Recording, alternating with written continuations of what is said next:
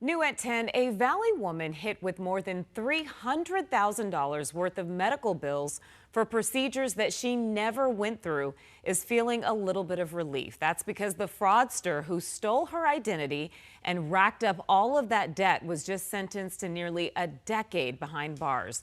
12 News journalist Chase Golightly spoke with the victim about this tonight. And Chase, even with this sentencing, that doesn't necessarily mean that her troubles are gone.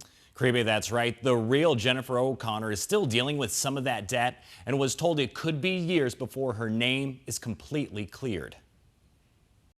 For 2 years, Jennifer O'Connor would get medical bills like this. It was $300 for her ER visit. Bills in her name, even though she wasn't the one who had the procedures. How often were you getting bills that didn't really belong to you? Oh, almost every other day. The person who did is this woman, 48-year-old Shannon Smith, and she racked up a lot of debt. And I got a bill for over $200,000. We're up to about $500,000 worth of fraudulent medical bills. The Maricopa County Sheriff's Office telling us Smith stole O'Connor's identity. The information was obtained by the victim's ex-husband. No matter what O'Connor did to try to stop this, the bills kept coming. She battled every claim, but says her employer was garnishing her paychecks to pay the debt. In tears, it was just never ending. O'Connor also claims that Smith was using her name to avoid warrants out for her arrest in Idaho. Then in 2024, Smith was arrested here and charged with fraud.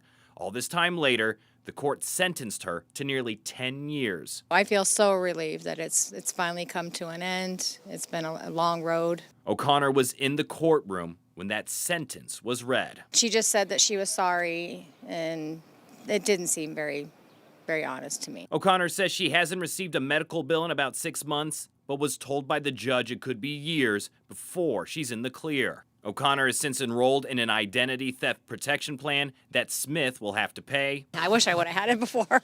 And has this. I have to wear this medical alert bracelet saying my blood type and everything still. Because if she were to ever get into a car accident and needed medical care, she doesn't want Smith's information to come up instead. But she'll take all of this if it means another one of these bills doesn't show up at her front door. I'm just happy that she's behind bars for the next 8.5 years.